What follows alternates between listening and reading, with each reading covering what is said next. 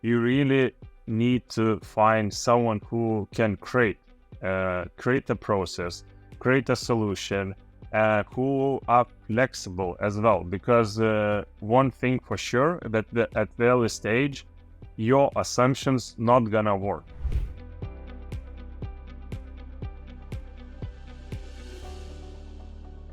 Edvin Vosylius with us today. This is the 7th episode of Startup Sales Talks. Edvin, thanks a lot for being today with me. Good to be here, Thomas. Thank you for having me on this podcast.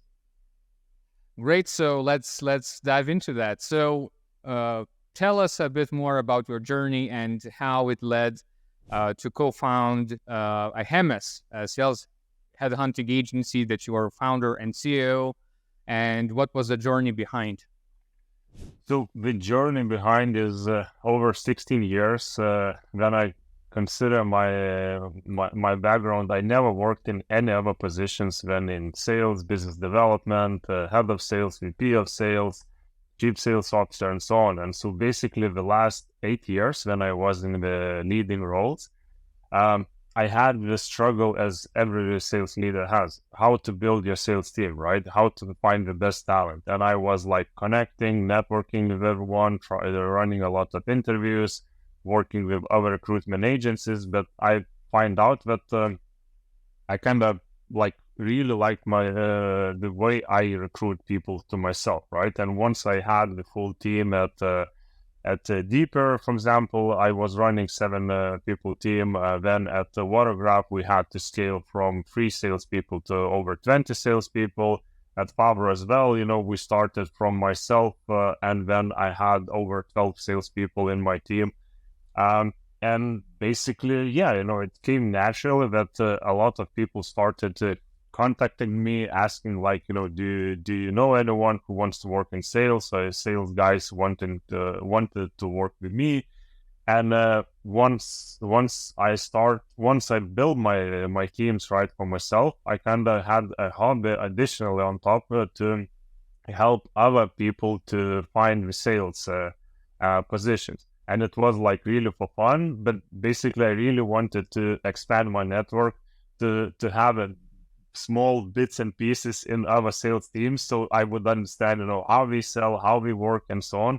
And it kind of naturally turned that what should they do next, right? And then sales recruitment happened naturally because a lot of people already contacted me regarding salespeople. So yeah, this is how I came up with the idea to find the sales recruitment agents. Okay, nice. And so 7 organizations, 16 years, really known startups in the ecosystem, Deeper, Watergraph, as you mentioned, most of them are VC backed. How it shaped your attitude in sales and approach in general? So I was thinking back in the days exactly what you asked me now, and I really understood that in all these organizations, from traditional businesses, then I was like a merchandiser, to global businesses that we were selling SaaS, or we're selling the contract manufacturing services, for example, in pharmaceuticals, or we were selling hardware pieces in the Deeper. The main goal was always the same, right? To make a sale, to reach an agreement with certain customers. But ingredients, or the actions were always the same as well.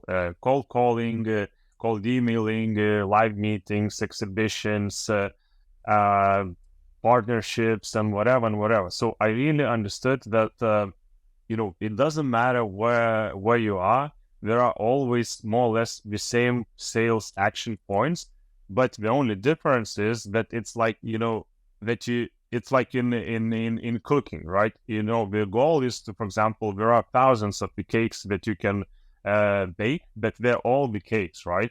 But the ingredients are different, even though it's a flour, a sugar, or like some berries and so on. So the same in sales, that you need to adjust to specific product or to specific business model that you are in at that moment. And for example, at Deeper, right, we expanded within 4 years from 0 to 50 countries globally. We build a international distribution. We entered into Apple stores. We entered into Best Buy and so on and so on. But the two main channels that really worked for us, it was live meetings and exhibitions. Nothing else, Of course, we call, but we call was like just, we had 20 possible distributors into, for example, Norway. We call top 5 because you don't want to the last distributor, right, in the list to represent you in the country. And then we flew there to really meet them, to shake hands, and to build the network. And that's why it's an old school business. It's a fishing industry, right? For example, then we were building a sales team at Watergraph. You cannot meet every marketing agency in the world, especially when there are like distributed teams or like teams of, 5 people, right? And so on. And the ticket size is very small. So we call them, we cold mail them, and only that 2 channels really worked well. We didn't do anything else, or at least it didn't bring a significant impact, right? For example, then we were building a sales at Favaro, and our ideal customer was game industry, game development studios, which are located in Los Angeles and San Francisco and so on.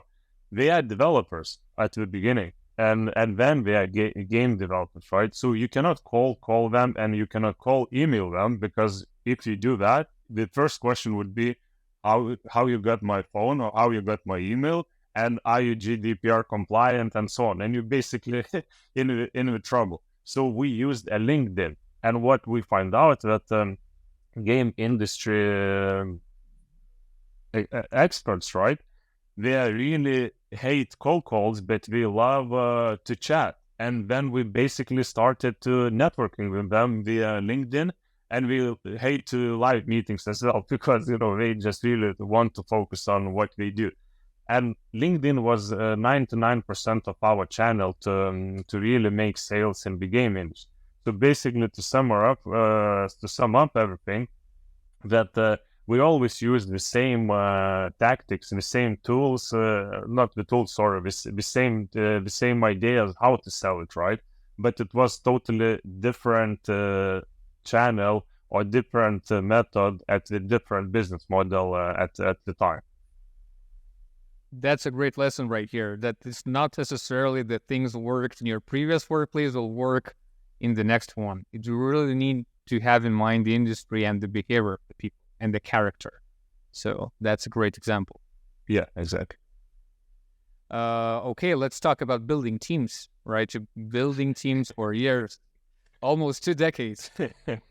So, and since our audience is mainly startup founders or sales leadership in startups, how you recommend to prioritize and allocate resources for the startup that has, of course, limited resources? Yeah. So if we are talking from the founder's perspective, I had very good advice from one of the founders that we worked together, that he said that if I, for example, I dedicate 90% of my time to fundraise, which means that, for example, for 1 month, I'm fundraising full speed, right? I'm contacting all the investors. I have meeting after meeting and so on. And I really understood the value in that, because within very short time frame, you really get the best results. You focus the most, and you kind of can close a lot of deals right fast. And the same I would advise to apply, for example, for recruitment, right? Which means that if you need to build a main team after the founders, right? You can do it part-time, and it means that it will last quite much longer, and basically you would waste a lot of time, because you will be multitasking, or you can dedicate, I don't know, 1 month and say that now I'm gonna focus most of my time on building the team, finding a lot of talent, and then, living with that emotion, and then not switching the context, but you can really dedicate a lot of focus, a lot of attention, and ask all of your network, right? That I'm building the team now. Please help me. So that first of all, allocation of the time to really find the great team is number one advice, right? And then of course, to focus. Second, and really another thing, to be vocal about that, because a lot of founders, they don't dedicate the time and do not express verbally that they are looking or building the team, and then they try to find everyone from the immediate circle, right? Close circle, even though it might be that friend of friend is really best match and can suit your team and join the team. And basically about resources as well. Some of the founders might believe in additional help for, I don't know, recruiters and so on, and some of them don't. But at least I would advise to have a conversation. It doesn't cost anything, right? You basically get a lot of knowledge for free just by talking with the people who lives in recruitment, right? And the same would be like who lives the daily outbound demo booking challenge, like you, Domas, right? And what you will find out, for example, you know how many French-speaking salespeople are in Lithuania? It's approximately 130. So basically, if you dream that you will find out a very experienced account executive in French language knowledge, who worked in SaaS and who is very motivated, who doesn't cost a lot, right? It might be that it's only in your dreams you can find such a person. But if you want to find them in Vilnius, there are 2 or 3 candidates and who basically gonna dictate the conditions and so on. So yeah, use external experience, and you don't need to buy them, right? At least to talk to someone to get an advice and so on. Yeah, so that would be probably, my advices to early stage founders. Yeah, great advice, actually. And I remember one story from very, very known startup in Lithuania. They've been looking for VP of sales. And when they told the requirements for the recruitment agency, they told there's 4 people in the world like that. And they still kind of been stubborn. They've been waiting for that one of the 4. The whole recruitment process took 1 year, but they finally found that one. They found it. Again. They found it. Yeah. Wow, that's amazing. It's a dedication, right? Yeah. Do you know the outcome? Was it worth to wait? And the person, yeah. It exceeded an expectations, as far as I know. Okay. Yeah, but that's again, touching on your story, right? That you really need to understand what you want, right? Do you want to? Can you wait for 1 year and really get that particular person, or you can wait max 1 week, 1 month, and you really need to get going? And that's there is no one answer. It's only you who can decide as a founder what you really need. Yeah, absolutely. And one advice that I received was hire slow and fire fast. Always. Actually, if you have a gut feeling inside that you want to fire someone, it's already a very good sign that you need to explore that idea more deeply, right? And to really consider firing that person if you're already thinking about that. Because 99% of the time you will fire that person sooner or later. Yes, it's very tricky, and actually you start to get your head starts to create some excuses why not to fire, but still you get back to that point that I feel that I need to fire that particular person, right? So it's really tricky. I actually switched my thinking in not finding excuses why not to fire, but finding for excuses to fire someone. And it really helped the process make much more easier, because then you see advantages of why you should fire that people versus disadvantages what happens once you fire. Yeah, and it really makes a lot of difference in your thinking and perception of the situation. Yeah, that's a great tip right here. Yeah, I needed to hear that earlier. Anyway, what key skills and qualities do you prioritize while hiring salespeople in early stage of the startup? Yeah, so at early stage, I learned it by doing, right, that you really need to find someone who can create a process, create a solution, who are flexible as well. Because one thing for sure, that at the early stage, your assumptions not gonna work. And then you would need to adjust, adapt, and you would need to create it again, and so on. And the process will be unlimited until you fail or until you will be successful, right? And a lot of people who comes, for example, from the large organizations, and they have already created processes, they have a well-known brands, and they have a recognition by the customers. And once we join an early stage startups, they usually fail or they have a very hard time to adjust. So basically, creativity, flexibility, and focus to performance are the key skills in the persons that you should hire, or at least should join the team.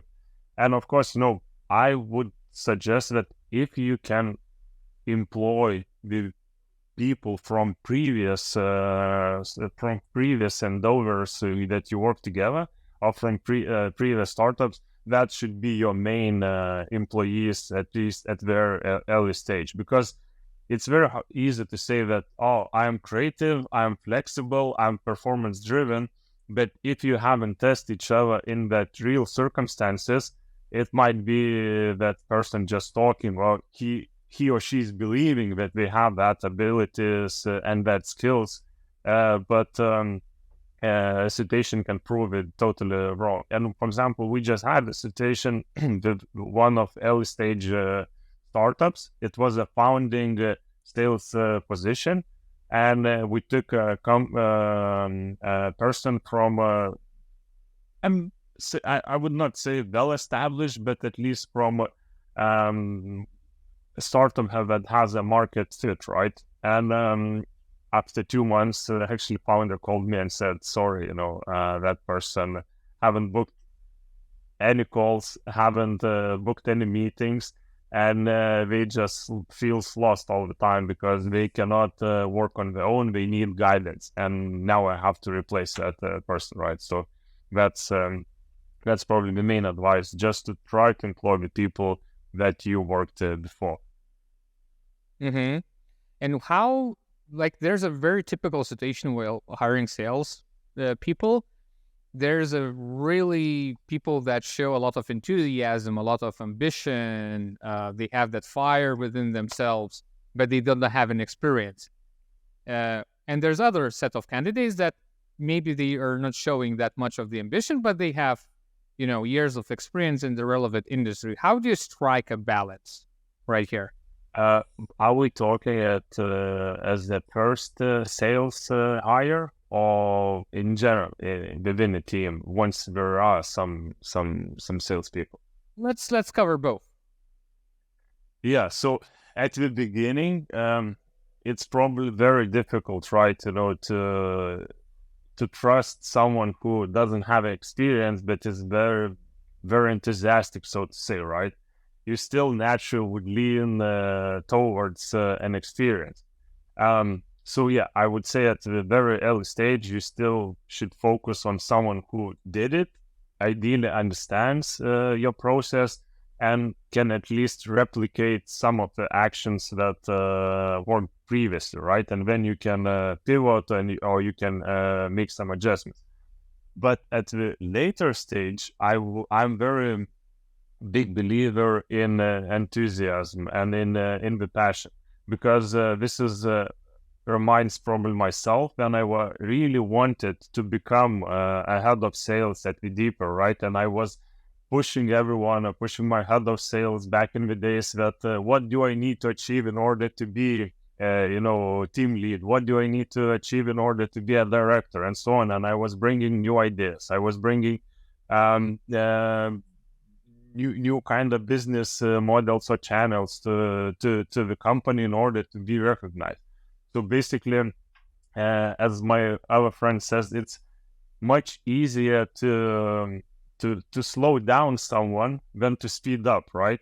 So basically, you better choose the guy who or the girl with the passion and burning eyes, and then you say that, listen, it's very good that you are fast, but just a little bit be careful on the specific situations. Then someone who is very slow to say, okay, let's speed up, right? Let's be proactive. Let's make extra calls, and then would say, hey, dude, chill, right? We are good in this situation. So yeah, so with passion versus experience, passion always wins because the experience comes after the passion, right? Absolutely. Yeah. And there's a big topic right now, especially the current talent market, on how to retain a sales team, right? So what kind of strategies you would advise for startups to follow in order to retain a high-performing sales team?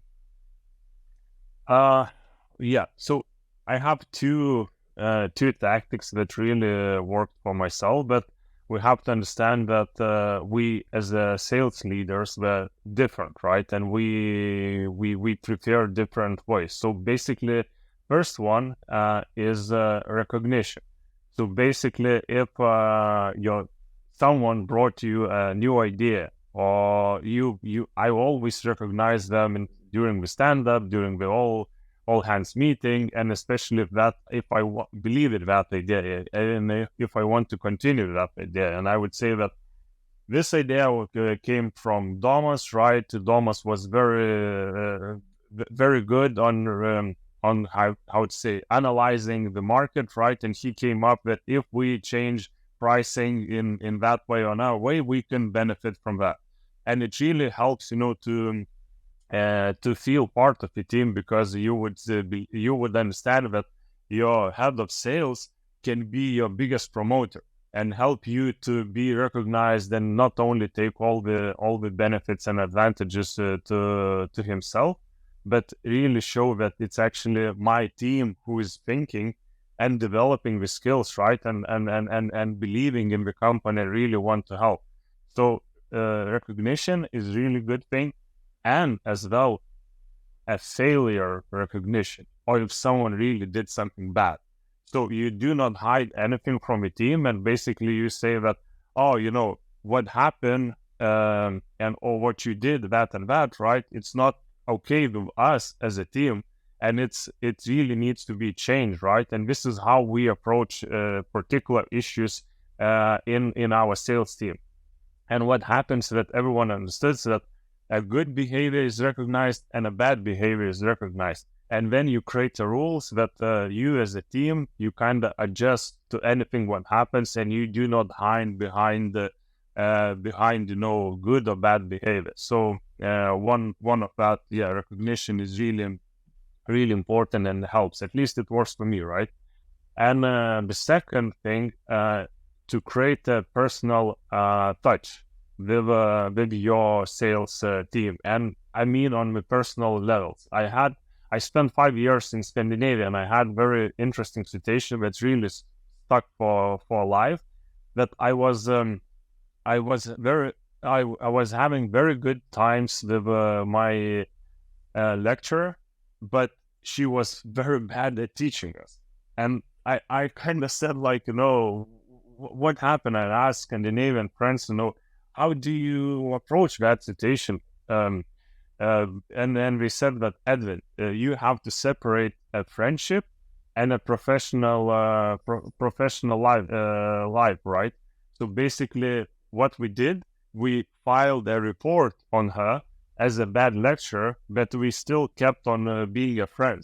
And we said that during our work times, so during the study times, we seek for maximum performance. But once we leave a job or once we leave university, we are friends, because we are not in that formal roles anymore. And this is what I tell to every sales guy in my team or sales girl, right? That now, once we work together, I'm gonna push and I'm gonna demand and I'm gonna be very strict as much as I can, on you, because here we are in the specific roles. I am head of sales, you are account executive or USDR, and you have KPIs, I have KPIs, and we play as any sports team, right? And if you would not perform, I'm gonna fire you.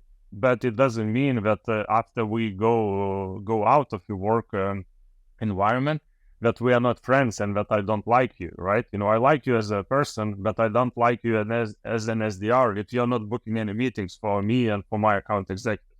And that really helped because a lot of people as well starts understanding why they are here and why I'm rude or why I'm like demanding with them, right? And they really appreciate that after work I ask them, what's your holiday plans? What do you plan with your wife? Maybe I can help you to actually achieve that goal, your personal goal, right? And we sometimes create even a plans that I had one account executive who was a big sailor. So basically, his goal was to join a professional sailing team during the summer and spend over 1.5 months sailing with the team. But we agreed that if he reaches quarterly and half-yearly goals, he can go on that trip, which basically the bonus would cover his trip, and he would not need to pay from his own pocket, right? Even though it's his own pocket, right? But at least the company would make sure that we will pay the bonus, and he would perform, and everyone would be happy. And you would be surprised how motivated that person was, because we had two plans, right? Personal plan and then sales plan.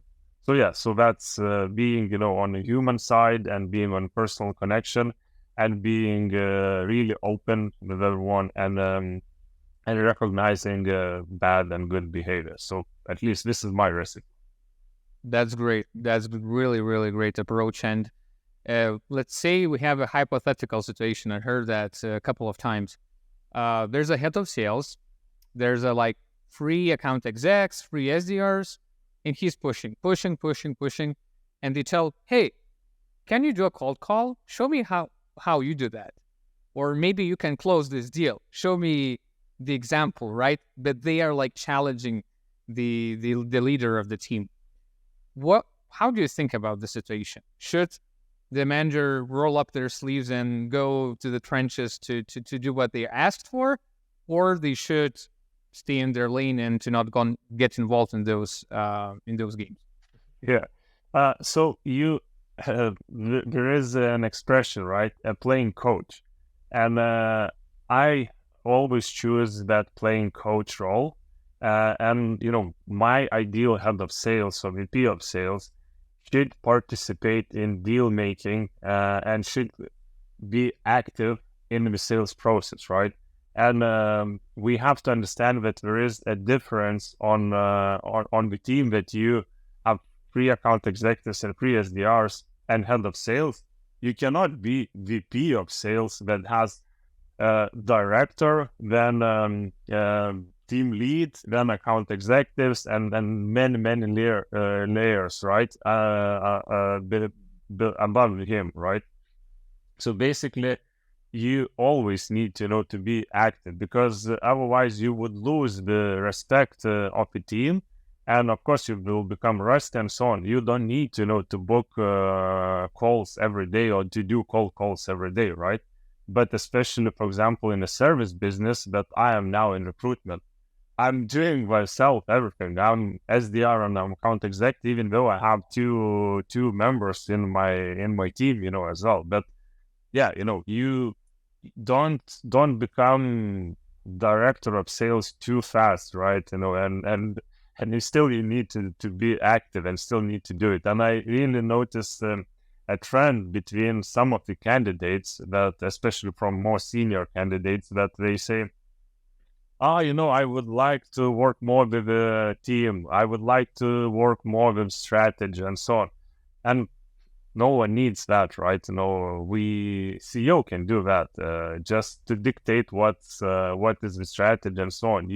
If you want to be a top performer, if you want to earn the highest salary, everyone is looking for proactive head of sales who would jump on the calls, who would coach the team by doing and not by just telling and so on. So yeah, in a real world scenario, you have to be the one who leads, and then you would be amazed how team would start respecting you and appreciate you to bringing that missing deal to really close the quarter results, right? Or to really bring the biggest deal, or to sometimes even just give that deal to your account executive who is missing by the shiny bit piece the quarter, right? And you would say, yeah, take it, take what that ACV, and you would get the bonus. You would become a best friend of that account executive, at least for that quarter. So, yeah. Absolutely. Yeah, I saw both sides of the coin. Definitely, I think the playing coach is the way to go, at least in the startups. Anyway, and what do you think about remote work? So one of the strategies that startups right now have is hiring abroad, lower salaries, securing the talent, not competing with bigger tech companies locally, for example, right? And having this approach, right? What kind of disadvantages and advantages you see hiring remotely sales team? So again, we need to look at the stage where startup is, right? If you are at very early stage, having remote team, it can be very challenging because at early stages you are motivated and united by the idea, by the passion, because you want to achieve something, but you need to prove it to yourself and to the world that you are worth something, or you are, at least your product is interesting. I see a lot of value in remote work when you are established company, because you have a processes. The sales doesn't have such a huge impact to the final quota or to the brand. So you really start optimizing, right? You are looking for cheaper, better solution. You're opening new markets. You are looking for someone who can speak the language of that specific market, and so on. I remember the story, right? When the COVID hit, I was the VP of sales at Watergraph, and we worked fully in the office. It was no even ideas that can I work remote. we never had such a question, because it was like, even it would be considered as a stupid question, right? And once we were forced to work remote, we tried to implement the same, I would say, even micromanagement ideas, right? We have a stand-up in the morning, we have stand-up mid of the day, end of the day, and we really had a lot of one-on-ones, pipeline reviews, and so on. And it really helped us, because everyone didn't know how to act, and they missed that office vibe, right? So having that calls really helped us to go through that uncertain times, because market was very reluctant and fluctuating, right? But for example, then I joined Pamro. They were remote from the beginning, from day one. The Swedes, they believed in remote teams. We had office in Sweden, in Lithuania, in Vietnam, in Ukraine, in US, and it was no issue at all, because that 100% trust from the founders, it really is enough a situation, and it kind of made you conscious that no one is gonna chase you and no one is gonna look what you do, right? But at the end of a week, you will have all hands meeting where you would need to present what you did. And that mutual trust and mutual understanding really awaken that different stage in your mindset, that I just need to work, right? That's why they pay me money, right? And what's why I was hired by remote conditions. And that's really, I saw totally two different scenarios, right? But yeah, consider at which stage you are. Do you want to be remote from the day one, as you are, Domus, right? Your team is probably fully remote. And of course, you probably can advise me how to track them, how to track activities and so on. But I would say that from the beginning, you have to choose, are you remote, are you hybrid, and so on and so on. Yeah, absolutely. There's some nuances. For example, I found really effective to have very strong accountability procedures in place if you have a remote first team. Another thing is recognition systems needs to be in place, because you can't tell the person while drinking coffee, you did a great job or that was a great meeting, right? So you need to have some kind of karma points or something similar, right? We have an app in Slack that you can give a recognition point for some kind of good performance on behavior. Another thing is that if you decide that you're going to build a team remotely, there's a learning curve. But once you understand how to operate remote team, you have a huge advantage because you're able to access talent globally. And that's a big thing. You don't have basically any talent restraints. Yeah, and I noticed as well that life-work balance is much better as well, because, for example, you do not have that strange situations that I need to be at doctor, I don't know, at midday, right? Then I need to travel there. I need to come back to office. I'm rushing. I'm all stressed out. But what you can do, you can go to the coffee shop nearby, right? To have all the meetings that you need, take a doctor's appointment, and then either continue from another coffee shop or then home and just continue there, because you don't have that feeling that you come back to the office and everyone would be looking where you been, right? What you did, why you are so stressed out. So yeah, it's minor things, but it really actually creates a good atmosphere and good benefits as well for employees. Yeah, exactly. A lot of eyes, Oh, so you had the lunch for 2 hours. Good for you. Good for you. Yeah, exactly. Got it. And so let's jump to recruitment itself, right? So, given the competitive landscape that we have, what kind of unconventional or innovative strategies do you have for hiring sales talent? Yeah, it's a interesting question, because everyone believes that there are, I don't know, a secret sauce, right, a secret recipe. So for me, it's much easier to recruit because I'm first head of sales, right, or sales guy, right, and I'm just a recruiter later on, and I find out that I have my personal way how to recruit people. That basically what I look at them, I first of all I look at the experience, right? Can we handle a conversation about the sales? Can we understand what the metrics is, how to generate leads, what's the conversion rates, and so on? And if we understand each other at that sales level, then we really start going deeper at that personality, at the motivation, and I really focus on what they really want in their life. And you would be amazed when you ask that you ask person like, Domus, if you would have no restrictions in your life, what you would do? What would you work? Would you won't work? What kind of industry would you choose? And some of the people would say, I would not work in sales. And you're like, so why you apply to sales position and so on?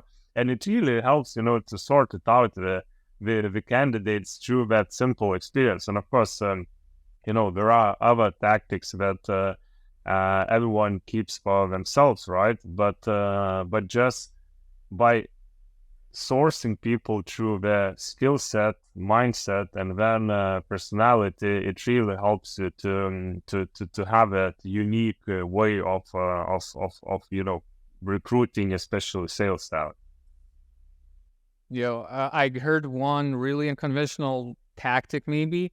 So one company does it interviews at 7 or 6 a.m. in the morning, and they check the commitment of the candidate if they're going to arrive at time. Yeah, but basically, there is a certain tricks. I had yesterday actually a lunch, and we were discussing as well, like what's the best way to recruit and so on. And my friend, he said, I asked 2 questions, and I said, all right, what kind of questions? He said, first question, who pays you the salary? And he's like, what? And he actually, his ideal answer that a customer pays you a salary, not a CEO, not a hiring manager and so on, because once the customer is happy, he pays the money and then you receive it, right? So you basically work here to make the customer happy and satisfied, right? And I totally get it. It is, especially when you work in a service business, right? And the second question is, with whom you have better relationship, with your mom or with your dad? And I was surprised, but he has some psychological readings, like, if you have better relationship with your mom, it means it might be that you like more comfortable situations. The mom, takes care of you and so on.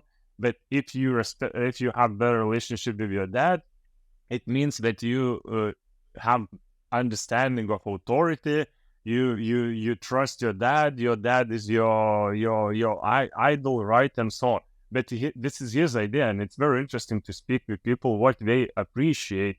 But what I notice, as well, working in recruitment for over a year, that my personal beliefs, your personal beliefs, and someone else's personal tactics, basically my customer personal tactics, I need to adjust to them, because the best candidate for me might be a mediocre or worse candidate for you. Because, I might appreciate very aggressive candidates who are like, really outgoing, pushy, aggressive, and so on. And you would be scared off by that person. You would not even feel comfortable in having them in the room, right? And representing your product. So what I find out that, especially working in recruitment, I need to understand your motives, your beliefs, and then I can start finding a people and candidates who would most likely would suit your preference and so on. So that's why there is no one conventional tactic who would apply to everyone, right? But it's very cool to discuss with different leaders and different hiring managers in order to have a lot of different tactics to be creative in the process and in the recruitment process. Yeah. Actually, in my career, I went through 2 hiring processes when I applied to job positions. One had really interesting stage. So the last stage of the hiring is called cultural interview. What does it mean? It means that from every department, the person joins the call, and everyone is like maybe 10 people in the team, and everyone, in the call, and everyone asks at least 1 or 2 questions to the candidate, and they disconnect from the call. And then everyone's giving their feedback from the different departments. And it's a quite actually good method actually to check the culture. Yeah, you reminded, we did that at Faber, because when you work with Scandinavians, for them cultural fit is number 1 priority. So we did it as a second interview, and we had a rule that head of culture and anyone from the team would be selected to have a call, and they are advised not to have profession-related questions. So, like, if we have a sales candidate, they do not talk about sales, but we talk, about movies, hobbies, and so on and so on. And it really helps, to see if that person has the same values, has the same beliefs, and so on. And it really worked well, because sometimes we understood that that person is amazing or boring or snobbish or doesn't have the beliefs that we cultivate in the company. So yeah, that's one of the tactics. And actually, the funny tactic that our CEO was doing at the final interviews, he showed you, for example, a picture of the random things, like, and then he said, like, what do you see in this? It's like in psychology movies. And and everyone got so struck by this question, because you do not expect, right? We do just showing you a random picture and asking what you see.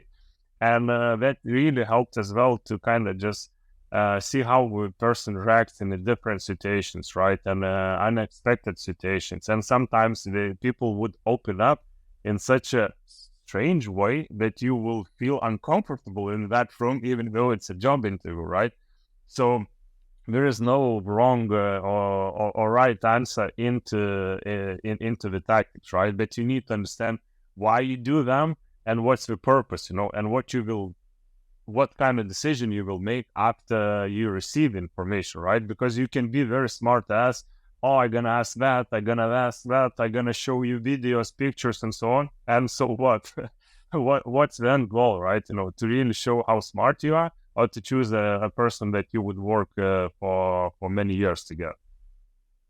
Yeah, actually, Vinted has a good approach. I like that a lot. So they're inviting the person to work for a couple of days in the office.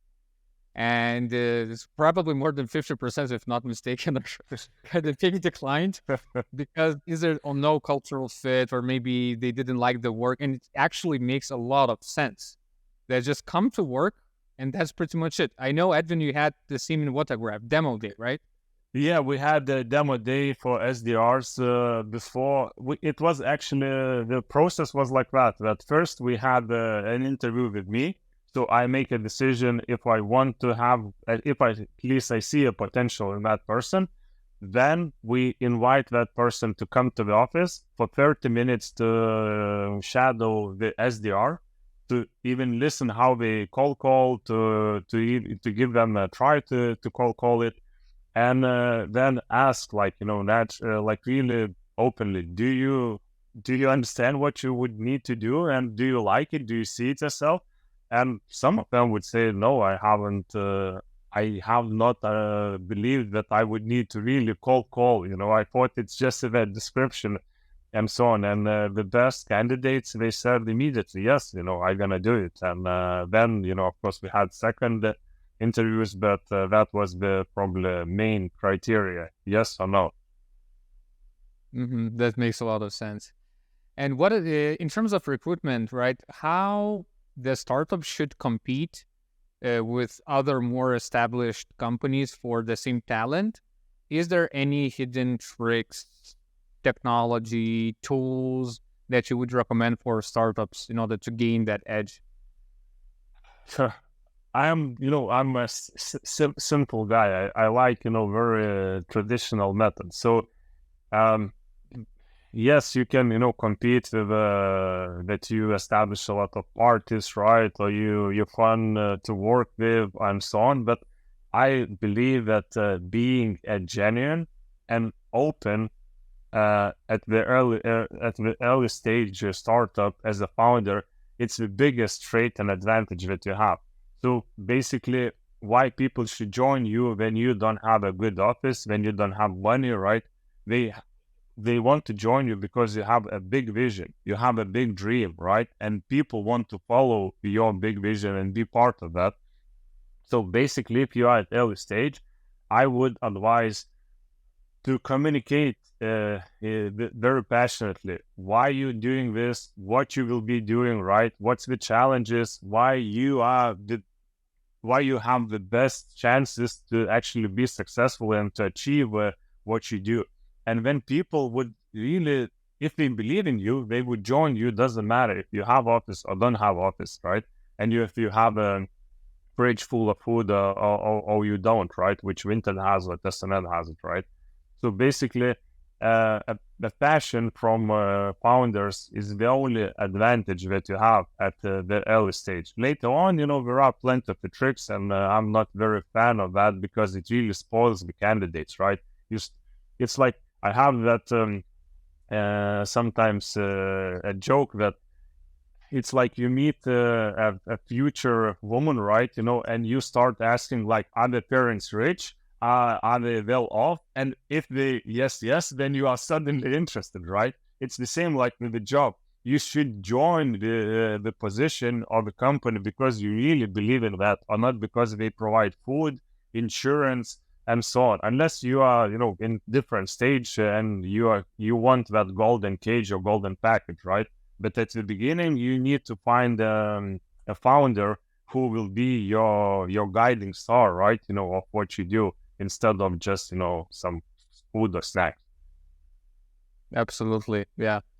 And Edvin, I know one fact about you: you are a mentor, right, in the program LT Big Brother, and you've been mentoring for years right now. And can you share more about what it brought to you personally for your, for your growth? And is there any success mentee story that you have to share? Yeah, so I would start from beginning that I was a mentee for many years, right? And then I become a mentor just by understanding what benefits it can bring. But basically, I had myself four mentors in my life, and I was always keen, to talk with someone who did it or who was successful, at least by my understanding, successful. And every year I had, for example, a new challenge that I was promoted to team lead at Deeper, right? So I was, and then I really selected the head of sales who can advise me on that specific challenge.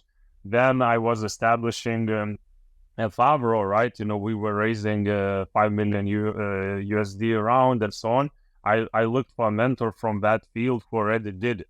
But basically, the main idea was to really talk with someone and to clear out my illusions from reality, right? Because we have dreams and we have sometimes illusion that, oh, they did it in different way.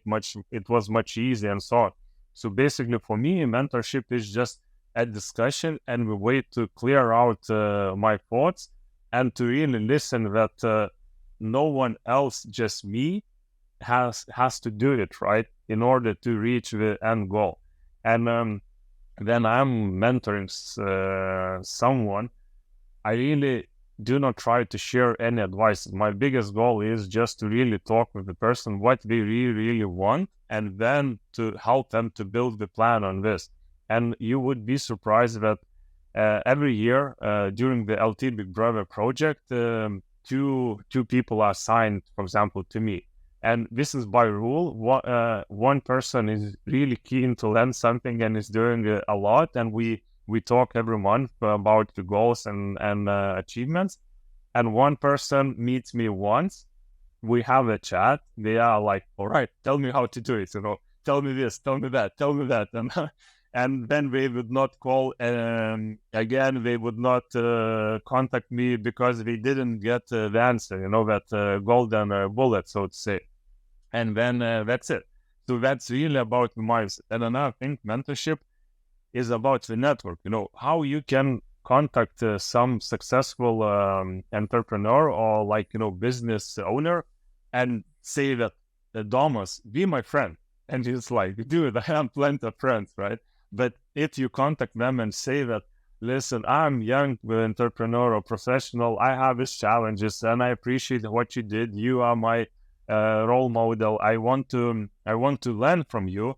Many of the business people, right, or successful people would consider at least talking with you and understanding if you're really passionate about what you say or you're just fishing for a quick success. And that's the perfect way to build the friends with the people who you would never be a real friend, right? Because they're 20 years older and 20 million richer than you, right? But it doesn't matter when you are mentor and mentee relationship, you have it. So yeah, probably this is I would say 8 years experience of being between mentor and mentee. And Amazing. And do you have any special habits or materials that you follow in order to stay ahead of the curve in terms of knowledge and sales, in terms of what is happening in the market?